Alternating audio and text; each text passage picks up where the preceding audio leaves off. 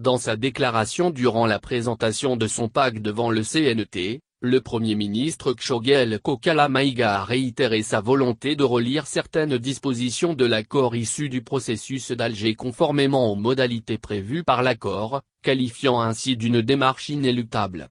La coordination des mouvements de l'Azawad, CMA, indique le mardi 3 août 2021 sur une chaîne privée nationale, que rien ne les oppose à la relecture du document. Toutefois, cette nouvelle approche engagera une autre négociation qui pourrait ouvrir la boîte de Pandore. Selon le PM, la relecture intelligente et consensuelle de l'accord de paix favorisera une appropriation collective du document. Le gouvernement travaille à avoir un agenda du Mali dans le cadre de la mise en œuvre de l'accord.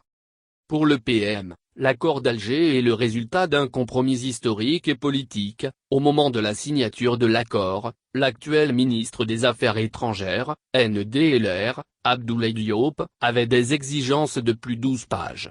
C'est la médiation internationale qui a tranché. Il faut rétablir la confiance entre les parties. Il faut arrêter de chercher à satisfaire les lobbies en pensant que cela va régler les problèmes, or c'est ce qui a été fait jusqu'à présent. Souvent on a interprété de façon abusive certains articles de l'accord juste en pensant qu'on donne satisfaction, a déploré le premier responsable du gouvernement.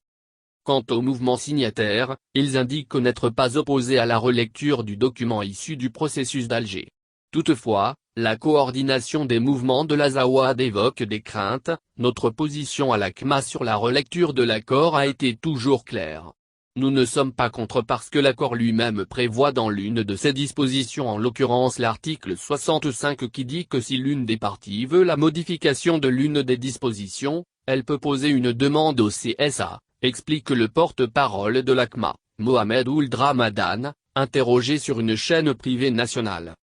Cependant, a-t-il ajouté que le problème pour la CMA c'est une autre négociation qui va s'ouvrir, chacun va se dire que tout ce que je n'ai pas pu mettre lors des négociations à Alger, les réserves qu'ils avaient, c'est l'occasion pour moi de les ramener sur la table.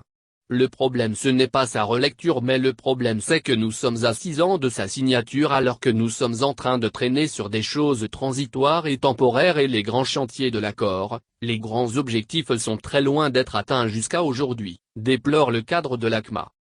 Quand Boubacar Sidi Goultalad, de la coordination des mouvements d'inclusivité, CMI, dans la même source qu'elle soit intelligente ou pas l'essentiel aujourd'hui demeure la sécurité du territoire. De toutes les façons ce qui nous intéresse, c'est le retour de la sécurité, le rehaussement de l'économie nationale, le retour d'une paix durable entre toutes les couches de la société du Mali. En ce qui concerne l'application intelligente de l'accord, je n'ai jamais compris ce que cela veut dire. La relecture de l'accord va être très compliquée. Ce qui est intéressant pour nous Maliens c'est le retour de la sécurité. Cela commence par le processus d'Alger qui est le seul moyen de ramener la paix et la sécurité dans le pays par le désarmement des combattants des groupes armés, leur intégration au sein des FAMA et de la vie active dans leur pays. Aujourd'hui, nous ne sommes plus sur une logique d'écouter, de lire des programmes mais plutôt sur une logique de pratique sur le terrain, a-t-il clamé.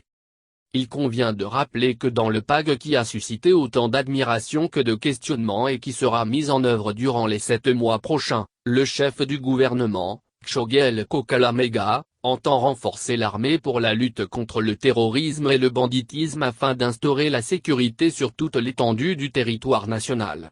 Le Premier ministre s'engage à mettre tous les moyens matériels et humains nécessaires à la disposition des forces de défense et de sécurité pour le renforcement des effectifs, la modernisation des équipements et l'amélioration de la formation. À cela, il faut ajouter l'accélération de la stratégie du DDR, conformément à l'accord.